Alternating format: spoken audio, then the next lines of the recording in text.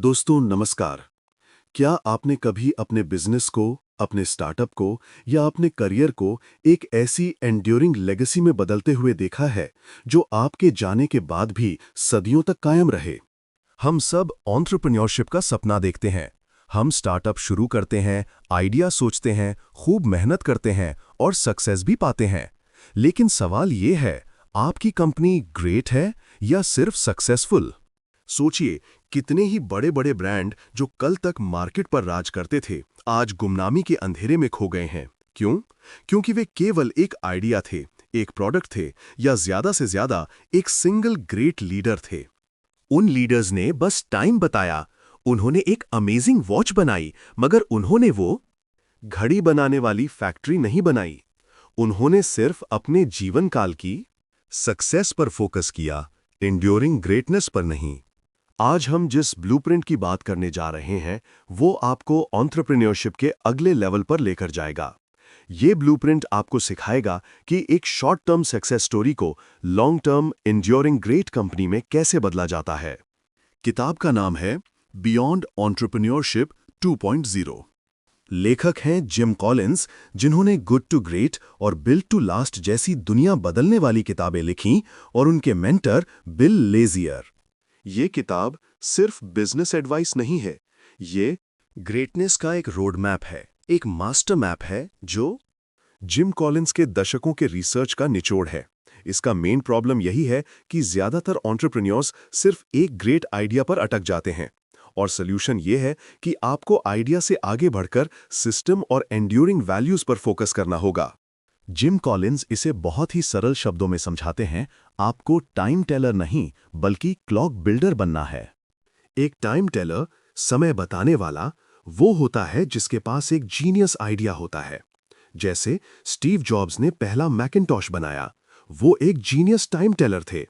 लेकिन उन्होंने एप्पल को एक ऐसा सिस्टम बना दिया जो उनके जाने के बाद भी आईफोन और आईपैड जैसी इनोवेशन पैदा करता रहा।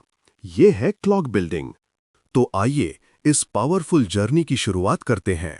सबसे पहले हम उस फाउंडेशन को समझेंगे जिस पर एंड्यूरिंग ग्रेटनेस की इमारत खड़ी होती है। पहला core concept, values come first, the foundation of greatness. सबसे पहले आपको अपनी कोर वैल्यूज तय करनी होंगी। बिल लेजियर जिम कॉलिंस के सबसे बड़े मेंटर थे, और इस किताब का सबसे गहरा लेसन उन्हीं से आता है। बिल लेजियर कहते थे, अगर आप सक्सेस को मनी से डिफाइन करेंगे तो आप हमेशा हारेंगे।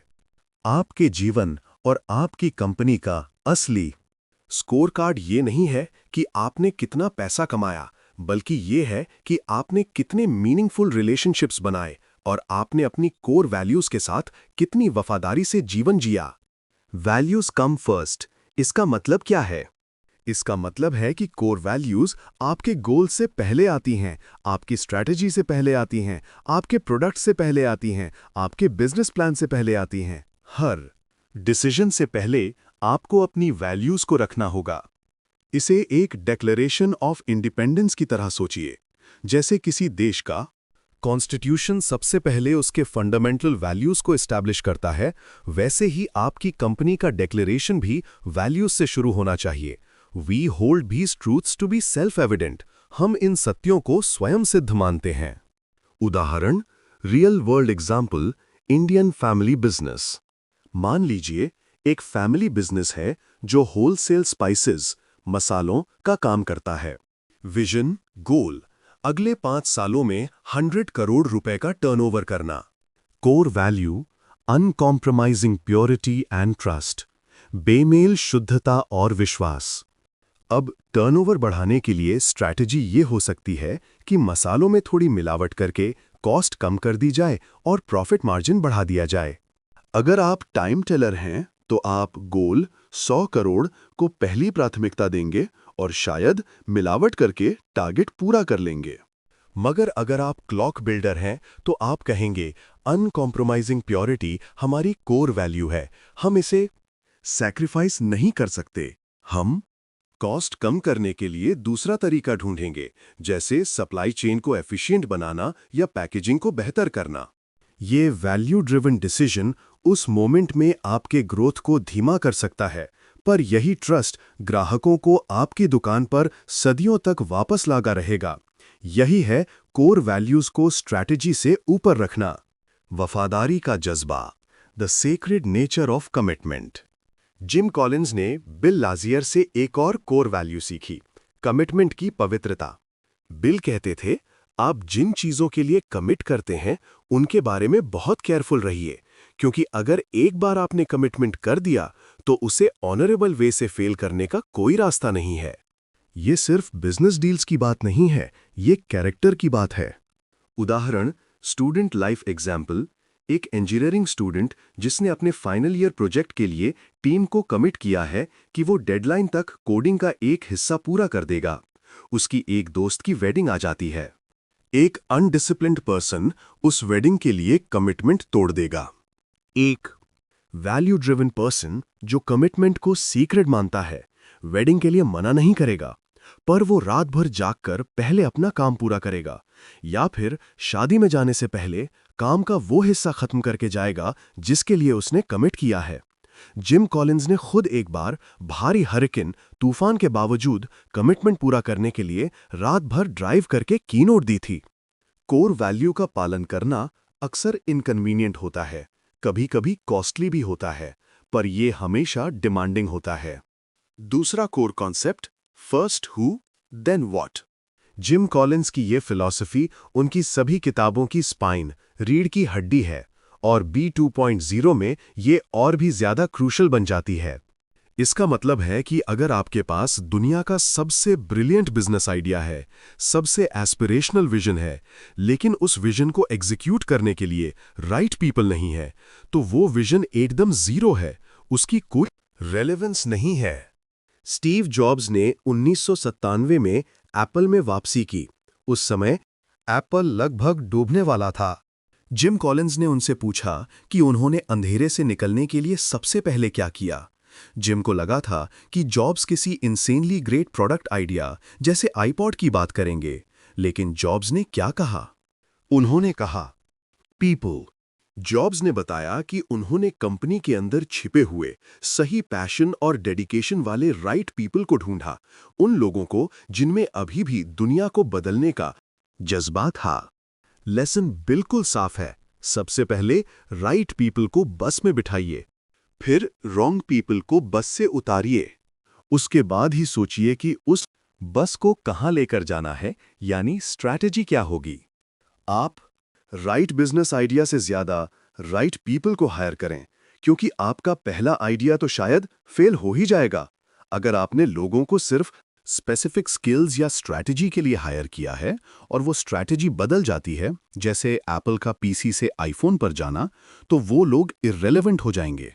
मगर अगर आपने लोगों को कोर वैल्यूज और रॉ टैलेंट के लिए हायर किया है, तो वे आपके अगले आइडिया में भी साथ चलेंगे और आपकी ग्रेटनेस को इंड्यूर करने में मदद करेंगे। उदाहरण, the unending struggle of hiring in India. सोचिए, एक ई-कॉमर्स स्टार्टअप है जिसे एक डिजिटल मार्केटिंग हेड की जरूरत है। टाइम टेलर अप्रोच वो कैंडिडेट को देखता है जिसके रेज्यूमे पर लेटेस्ट डिजिटल टूल्स की स्किल्स लिखी हैं और पिछले जॉब में फास्टेस्ट ग्रोथ दिखाने का डेटा है। वो उसे हायर कर लेता है। एक साल बाद मार्केट ट्रेंड बदलता है और न्यू टूल्स आ जाते हैं। उस हेड को न्यू स्ट्रैटेजी अपनानी नहीं आती और वो रेजिस्ट करता है। कंपनी डूबने लगती है, क्योंकि वो केवल स्पेसिफिक स्किल के लिए हायर्ड था। Clock builder approach, first who वो कैंडिडेट को देखता है जिसमें कोर वैल्यू है इंटेलेक्चुअल क्यूरियोसिटी एंड अडेप्टेबिलिटी, बौद्धिक जिज्ञासा और अनुकूलन क्षमता। वो देखता है कि भले ही इस कैंडिडेट के पास अभी लेटेस्ट स्किल्स नहीं है, पर इसने पिछले 5 सालों में हर न्यू ट्रेंड को खुद से सीखा है, अपनी कंफर्ट जोन से बाहर निकलकर लगातार एक्सपेरिमेंट्स किए हैं। ये आदमी अडेप्टिव है। ये स्ट्रैटेजी बदल सकती है, प्रोडक्ट बदल सकता है, पर ये आदमी लर्न करके इवॉल्व कर जाएगा। कॉलिंस कहते हैं, राइट पीपल वो होते हैं जो सिर्फ मनी के लिए काम नहीं करते, उनके पास कंपनी के विजन के लिए एक बर्निंग पैशन होती है। द ट्रस्ट वेजर, विश्वास की बाजी। राइट पीपल को हायर करने के बाद अगला सबसे बड़ा स्टेप आता है ट्रस्ट करना। जिम कॉलिंस ने एक बार बिल लेजियर से पूछा कि क्या लोग उन्हें धोखा नहीं देते। बिल ने जवाब दिया कि जिंदगी में दो रास्ते होते हैं।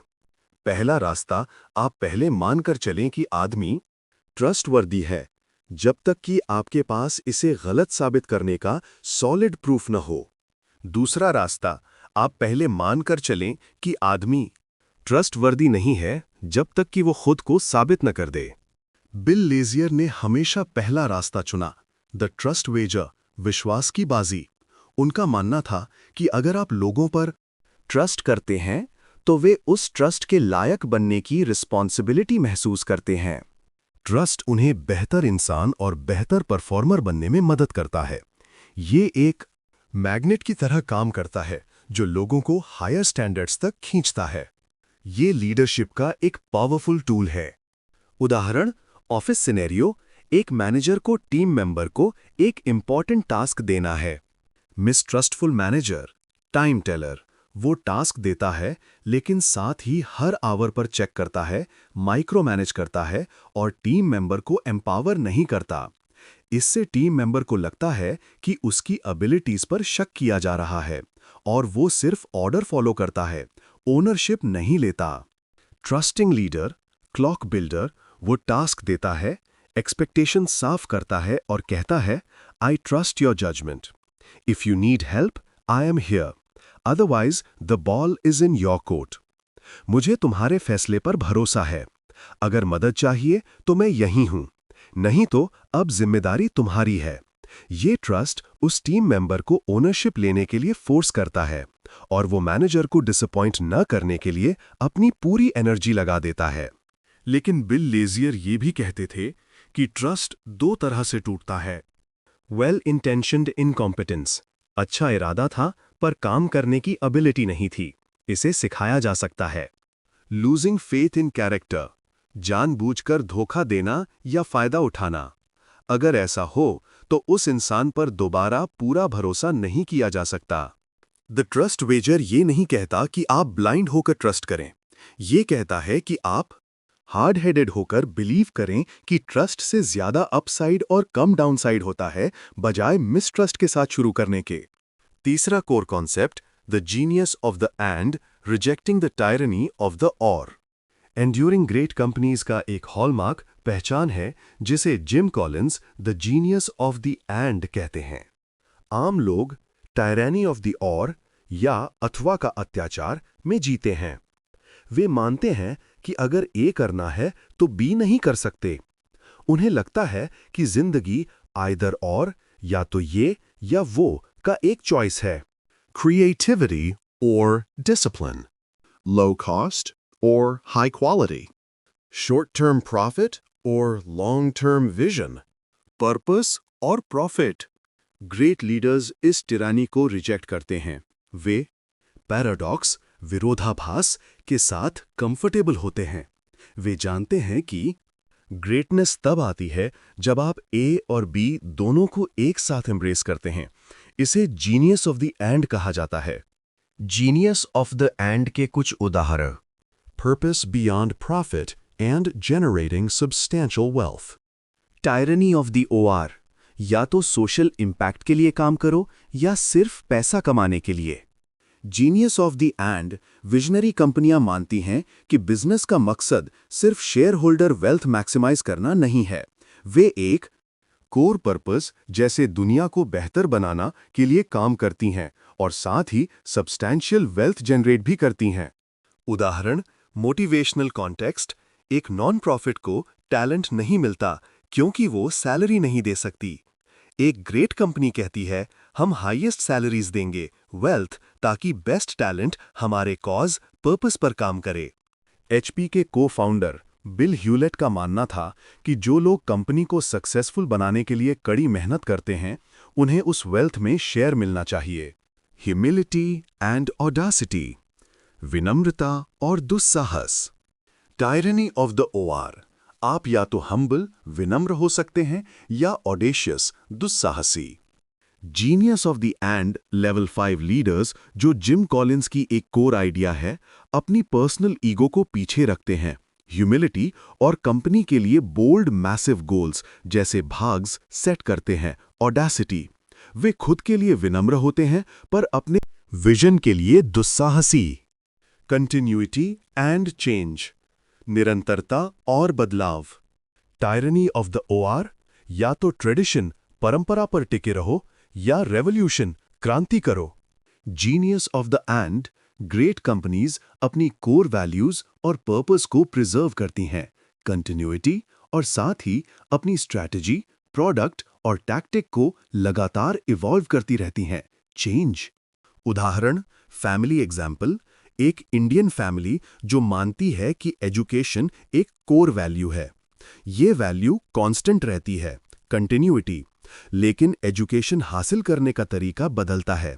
पहले गुरुकुल था, फिर यूनिवर्सिटी, आज online courses. Change.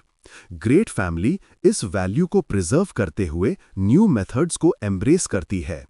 Genius of the and हमें सिखाता है कि लाइफ और बिजनेस में ट्रेड ऑफ्स जरूरी नहीं है। डिसिप्लिन के साथ सोचने पर हम सॉल्यूशन खोज सकते हैं, जहां ए और बी दोनों एक साथ अचीव किए जा सकें। चौथा core concept, what cause do you serve? Purpose beyond profits. Vision का एक क्रूशियल हिस्सा है पर्पस, उद्देश्य। ये पर्पस प्रॉफिट से ऊपर होना चाहिए। जिम कॉलिंस पूछते हैं, what cause do you serve? आप किस मकसद की सेवा करते हैं? आपकी कंपनी क्यों एग्जिस्ट करती है? अगर आप कहेंगे हम शेयर होल्डर्स के लिए पैसा कमाते हैं, तो ये कोई इंस्पायरिंग पर्पस नहीं है। लोगों को इंस्पायर करने के लिए आपको एक हायर पर्पस की जरूरत होती है। BHAGS, big, hairy, audacious goals. Higher purpose आपके विजन में BHAGs, big, hairy, audacious goals के रूप में दिखाई देता है। भग एक मैसिव एम्बिशियस गोल होता है जो लॉन्ग टर्म 10 से 30 साल के लिए सेट किया जाता है और पूरी कंपनी को फोकस करने के लिए मजबूर करता है। भाग का काम क्या है? स्टिम्युलेट प्रोग्रेस, ये कंपनी को कंफर्ट जोन से बाहर निकालता है। क्लियर डायरेक्शन, ये एक स्पष्ट गोल देता है जो सभी को समझ आता है। भाग का एक क्लासिक एग्जाम्पल है नासा का भाग 1960। इस दशक के अंत तक एक आदमी को चांद पर उतारना और उसे सुरक्षित वापस लाना। To put a man on the moon and return him safely to the earth within this decade. सोचिए, ये गोल कितना पावरफुल है। इसमें कोई कंफ्यूजिंग लैंग्वेज नहीं है, ये टाइम बाउंड है, ये ह्यूज है, ये लोगों को इंस्पायर करता है। भाग्स का Indian context example, local school. मान लीजिए एक छोटे शहर का प्राइवेट स्कूल है जिसके पास 200 बच्चे हैं। वीक गोल, टाइम टेलर, अगले साल 50 नए बच्चों का एडमिशन लेना, ये इंस्पायरिंग नहीं है। भग, क्लॉक बिल्डर, अगले 15 सालों में हम इस शहर से टॉप 100 IIT IIM में हर साल कम से कम 5 स्टूडेंट्स भेजेंगे। ये गोल टीचर्स को एक न्यू पर्पस देता है। अब टीचर्स सिर्फ सिलेबस खत्म नहीं करेंगे, अब पेरेंट्स सिर्फ फी नहीं देंगे, वे एक मिशन में इन्वेस्ट करेंगे। पूरा स्कूल सिस्टम, टीचिंग मेथड से लेकर इंफ्रास्ट्रक्चर तक इस भाग को अचीव करने के लिए अलाइन हो जाएगा। जिम कॉलिंस कहते हैं, बग को सेट करने से पहले आपको ब्रूटल फैक्ट्स का सामना करना होगा। Confront the brutal facts. आपको ये मानना होगा कि चैलेंज कितना बड़ा है, पर साथ ही ये कॉन्फिडेंस भी रखना होगा कि हम इसे अचीव कर सकते हैं। इसे स्टॉकडेल पैराडॉक्स कहा जाता है। ब्रूटल रियलिटी का सामना करें, चांद पर जाना बहुत मुश्किल है, मगर हार मानने से रिफ्यूज करें, हम जाएंगे ही जाएंगे। जीनियस ऑफ द एंड का ही एक और रूप है रियलिस्टिक होना एंड विजनरी होना। पांचवा core concept, the hedgehog concept, the power of simplicity. हमने बात की वैल्यूज की, पीपल की और विजन की, लेकिन ये सब एनर्जी कहाँ लगाएं, कहाँ फोकस करें? इसके लिए जिम कॉलिंस हमें भाग से भी ज्यादा फंडामेंटल टूल देते हैं, the hedgehog concept. Hedgehog concept, यह कॉन्सेप्ट एक सिंपल आइडिया पर आधारित है जो एक प्राचीन यूनानी कहानी से आता है। एक चालाक फॉक्स, लोमड़ी के पास शिकार करने के हजारों ट्रिक्स होते हैं। दूसरी तरफ हेजहॉग, हेजहॉग या कांटेदार जीव को सिर्फ एक ट्रिक आता है, खतरा आने पर अपने आप को एक कांटेदार बॉल कांटों की गेंद में कर्ल अप कर लेना। फॉक्स हर बार कुछ नया करने की कोशिश करता है, पर हेजहॉग हर बार अपने सिंपल, पावरफुल मूव से जीत जाता है। ग्रेट कंपनीज भी हेजहॉग की तरह होती हैं। वे बाजार में कंफ्यूजन या कॉम्प्लेक्सिटी नहीं फैलाती, वे डीप क्लैरिटी, गहरी स्पष्टता पर फोकस करती हैं। वे सिर्फ एक चीज पर अनबीटेबल, अजेय बनने की कोशिश करती हैं। हेजहॉग कॉन्सेप्ट 3 इंटरलॉकिंग सर्कल्स, आपस में जुड़े हुए गोले के इंटरसेक्शन से बनता है। आपको अपनी कंपनी को सिर्फ उसी जगह लगाना है जहां ये तीनों सर्कल्स मिलते हों। ये 3 सर्कल्स क्या हैं? 1. What you can be the best in the world at. आप दुनिया में सबसे अच्छे किस चीज में हो सकते हैं? ये सवाल आप किस चीज में अच्छे हैं से अलग है। आप किसी चीज में गुड हो सकते हैं, पर क्या आप उसमें द बेस्ट हो सकते हैं? कॉलिंस कहते हैं, अगर आप उस चीज में बेस्ट इन द वर्ल्ड नहीं हो सकते, तो आपको उस एक्टिविटी को एलिमिनेट कर देना चाहिए। Example, Indian IT services firm एक मिड साइज्ड आईटी कंपनी है जो वेबसाइट्स बनाती है। वो वेबसाइट्स अच्छी बनाती है, गुड एट, पर टीसीएस या इन्फोसिस से बेस्ट नहीं है। जब वो हेजहॉग पर काम करती है, तो उसे पता चलता है कि वो creating AI powered chatbots for vernacular e commerce platforms, देसी भाषाओं के ई कॉमर्स प्लेटफॉर्म के लिए एआई संचालित चैटबॉट्स बनाना में बेस्ट बन सकती है, क्योंकि इस क्षेत्र में कंपटीशन कम है और उनकी कल्चरल अंडरस्टैंडिंग बहुत डीप है। याद रखिए, ये आपकी कोर कॉम्पिटेंस नहीं है, बल्कि आपकी पोटेंशियल कोर कॉम्पिटेंस है, वो फोकस एरिया जहां आप एब्सोल्यूट वर्ल्ड क्लास बन सकते हैं। 2. What drives your economic engine? आपका आर्थिक इंजन किस चीज से चलता है? ये सर्कल पूरी तरह से इकोनॉमिक्स से जुड़ा है। क्लॉक बिल्डर्स एक सिंगल मेट्रिक, एकल मीट्रिक को समझते हैं जो उनके बिजनेस को सबसे ज्यादा प्रॉफिटेबली चलाता है। इसे प्रॉफिट पर एक्स प्रति एक्स लाभ कहते हैं। एक्स कुछ भी हो सकता है। रिटेल स्टोर के लिए प्रॉफिट पर स्क्वायर फुट प्रति वर्ग फुट लाभ। एयरलाइन के लिए प्रॉफिट पर रूट प्रति रूट लाभ। प्रोफेशनल सर्विसेज फर्म के लिए प्रॉफिट पर पार्टनर प्रति पार्टनर लाभ। उदाहरण, the IT services firm continued. शुरुआत में उनका फोकस था प्रॉफिट पर प्रोजेक्ट। बड़े प्रोजेक्ट्स लेने पर मार्जिन कम होता था, छोटे प्रोजेक्ट्स पर मार्जिन ज्यादा पर वर्कलोड बढ़ जाता था। जब उन्होंने डीप एनालिसिस किया तो पता चला कि उनका असली इकोनॉमिक इंजन चलता है प्रॉफिट पर रिकरिंग क्लाइंट प्रति दोहराव वाले ग्राहक लाभ से। कंक्लूजन, अगर वे एक बार क्लाइंट को एआई चैटबॉट का सिस्टम बेच देते हैं तो मेंटेनेंस और अपग्रेड से लगातार प्रॉफिट आता रहता है। यानी उनका फोकस वन टाइम प्रोजेक्ट से हटकर सब्सक्रिप्शन बेस्ड रिकरिंग रेवेन्यू वाले क्लाइंट्स पर जाना चाहिए। 3. What are you deeply passionate about? आप किस चीज को लेकर दिल से जुनूनी है? पैशन कोई ऐसी चीज नहीं है जिसे आप मैन्युफैक्चर कर सकें। या तो आप उस चीज से डीपली कनेक्टेड होते हैं या नहीं होते। ये सर्कल सिर्फ मोटिवेट करने के लिए नहीं है, ये सस्टेनेबिलिटी के लिए है। अगर आप उस काम को लव नहीं करते तो हार्डशिप के समय गिव अप कर देंगे। उदाहरण, the IT services firm continued. क्या कंपनी के फाउंडर्स और की पीपल को मेकिंग वेबसाइट से पैशन है? शायद नहीं। मगर क्या उन्हें solving complex communication problems using technology का इस्तेमाल करके जटिल संचार समस्याओं को हल करने से पैशन है? यस। जब इन 3 सर्कल्स का इंटरसेक्शन होता है, deep passion, communication problem solving, best at AI-powered vernacular chatbots, economic engine, profit per recurring client, तब जाकर हेजहॉग कंसेप्ट मिलता है।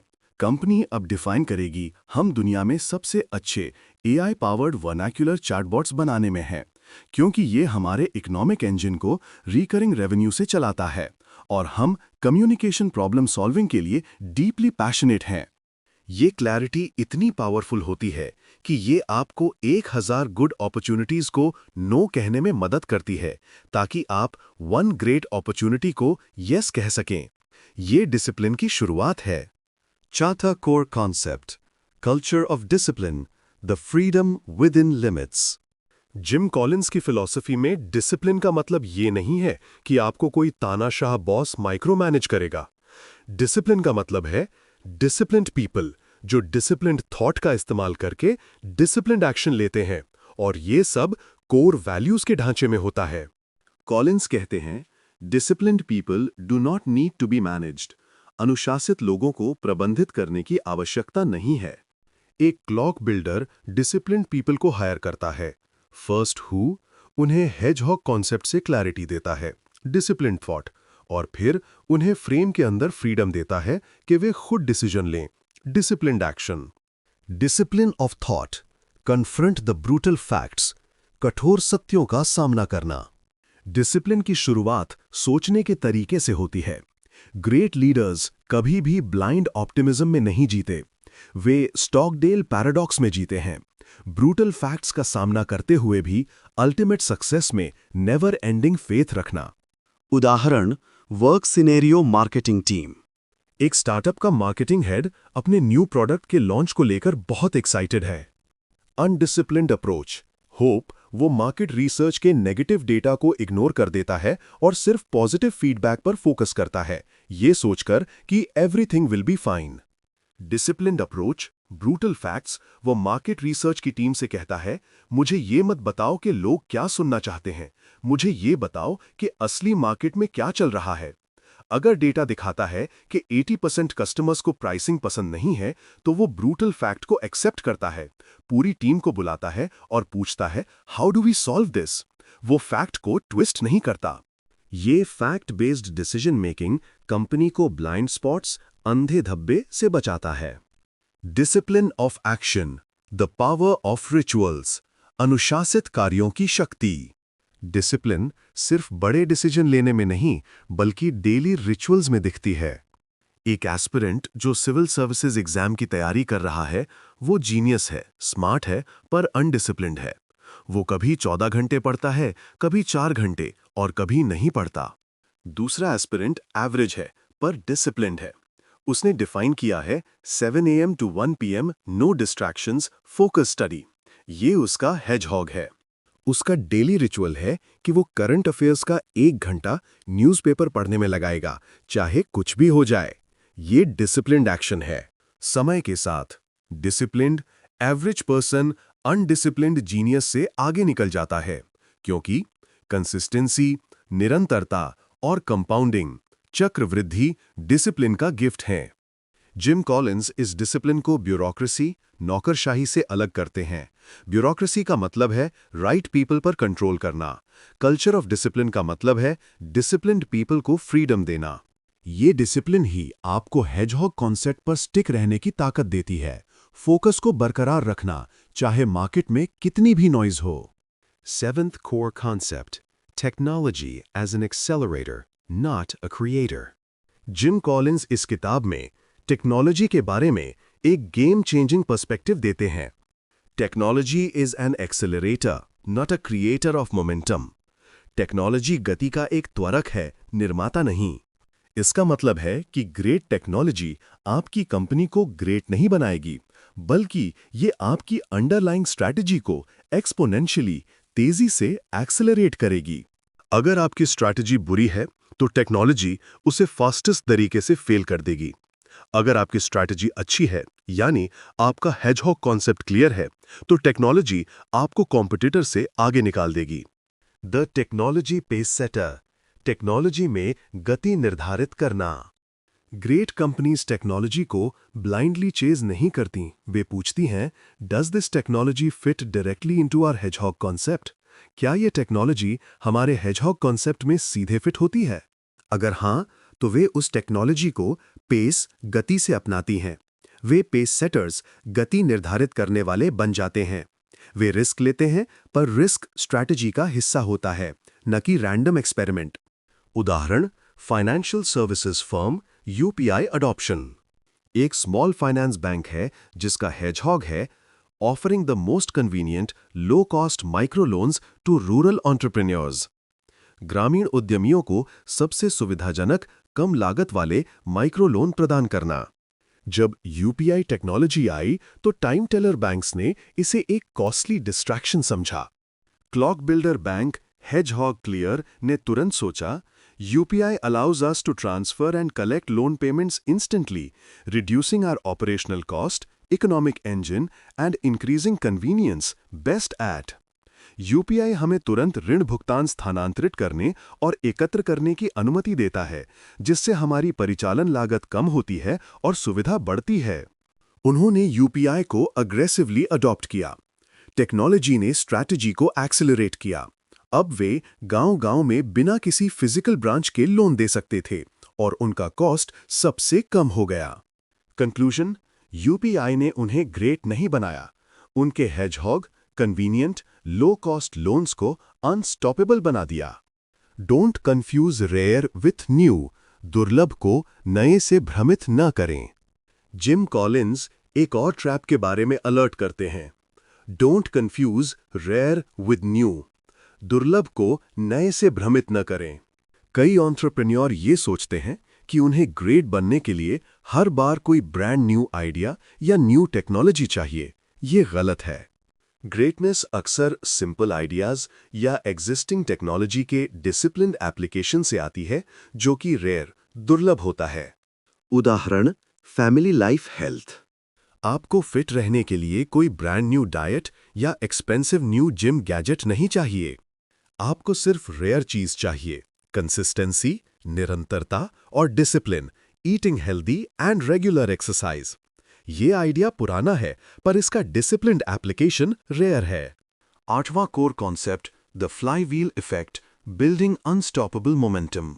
बियॉन्ड एंटरप्रेन्योरशिप 2.0 का क्लाइमैक्स एक फंडामेंटल कॉन्सेप्ट पर आता है, जिसे जिम कॉलिंस ने फ्लाईव्हील कहा है। एक फ्लाईव्हील एक मैसिव, हैवी व्हील होता है। शुरुआत में इसे घुमाना एक्सट्रीमली डिफिकल्ट होता है। आपको इमेंस एफर्ट लगाना पड़ता है, पर यह धीरे धीरे घूमना शुरू करता है। फिर एक टर्निंग पॉइंट आता है, मोमेंटम, गति अपने आप बिल्ड होने लगता है। अब आपको पुश करने के लिए कम फोर्स की जरूरत होती है और व्हील अनस्टॉपेबल स्पीड से घूमने लगता है। ग्रेट कंपनीज इसी तरह बनती हैं। वे एक सिंगल ब्रेक थ्रू मूवमेंट से नहीं बनती, वे एक क्यूमुलेटिव प्रोसेस, संचयी प्रक्रिया से बनती हैं। एक के बाद एक डिसिप्लिन्ड एक्शन जो एक दूसरे को रीइंफोर्स करते हैं और मोमेंटम पैदा करते हैं। डिजाइनिंग योर फ्लाईव्हील, अपने फ्लाईव्हील को डिजाइन करना। आपका फ्लाईव्हील 4 से 6 स्टेप्स का एक वर्चुअस साइकिल, सद्गुण चक्र होता है। हर स्टेप पिछले स्टेप की सक्सेस से आता है और अगले स्टेप की सक्सेस को प्रोपेल करता है। ये फ्लाईव्हील आपके हेजहॉग कॉन्सेप्ट पर आधारित होना चाहिए। उदाहरण, e-learning startup in India, the flywheel, hedgehog, providing the most practical or affordable vocational upskilling courses for Tier 2 by 3 city youth. Tier 2 by 3 शहरों के युवाओं के लिए सबसे व्यावहारिक और किफायती व्यावसायिक कौशल विकास पाठ्यक्रम प्रदान करना। Flywheel steps. Develop ultra practical affordable courses. अत्यधिक व्यावहारिक किफायती कोर्स विकसित करें, क्योंकि ये उनके हेजहॉग के पैशन और इकोनॉमिक इंजन मास मार्केट में फिट होता है। Attract the best subject matter experts, SMEs, सर्वोत्तम विषय वस्तु विशेषज्ञों को आकर्षित करें। कोर्स की क्वालिटी से एक्सपर्ट आकर्षित होते हैं। Deliver superior learning results to students, छात्रों को उत्कृष्ट शिक्षण परिणाम प्रदान करें। एक्सपर्ट और प्रैक्टिकल कंटेंट से रिजल्ट आता है। Reinvest profit to cut course cost further and expand reach. लाभ को कोर्स की लागत और पहुंच कम करने में फिर से निवेश करें। वर्ड ऑफ माउथ से प्रॉफिट आता है, जो अफोर्डेबल प्राइसिंग को बनाए रखता है। This attracts more students और capital for ultra practical courses. ये अधिक छात्रों और कैपिटल को अल्ट्रा प्रैक्टिकल कोर्सेज के लिए आकर्षित करता है। साइकिल 1 पर लौट आता है, पर अब व्हील तेज घूम रहा है। The power of the flywheel. Flywheel का कोर आइडिया ये है, नो सिंगल बिग पुश, ये मत सोचिए कि एक बिग प्रोजेक्ट आपकी किस्मत बदल देगा। कंसिस्टेंट, क्यूमुलेटिव एक्शन, छोटे, कंसिस्टेंट पुश लगाएं। हर सक्सेस अगले सक्सेस का फाउंडेशन बनेगी। जिम कॉलिंस और बिल लेजियर हमें यही सिखाते हैं, मोमेंटम ही ग्रेटनेस का असली सीक्रेट वेपन है। ये मोमेंटम इतना पावरफुल हो जाता है कि कॉम्पिटिटर्स भी कॉपी नहीं कर पाते, क्योंकि वे केवल रिजल्ट देखते हैं, उस डेकेड्स लॉन्ग प्रोसेस को नहीं जिसने फ्लाई व्हील को इनिशियल पुश दिया। निष्कर्ष, टाइम टेलर से क्लॉक बिल्डर बनने का संकल्प। दोस्तों, बियॉन्ड एंटरप्रेन्योरशिप 2.0 सिर्फ बिजनेस की किताब नहीं है, ये आपके जीवन का ब्लूप्रिंट है। जिम कॉलिंस और बिल लेजियर का सबसे बड़ा लेसन यही है, आपके जीवन का मकसद सिर्फ एक शानदार पल, टाइम टेलिंग नहीं होना चाहिए, बल्कि एक शानदार निरंतर चलने वाला सिस्टम, क्लॉक बिल्डिंग होना चाहिए। हम में से हर कोई टाइम टेलर बनना चाहता है, एक दिन में रिच हो जाना, एक ही प्रोजेक्ट से सुपरस्टार बन जाना। पर यह सक्सेस आपकी पर्सनल जीनियस पर निर्भर करती है। जब वो जीनियस थक जाता है या चला जाता है, तो सक्सेस भी चली जाती है।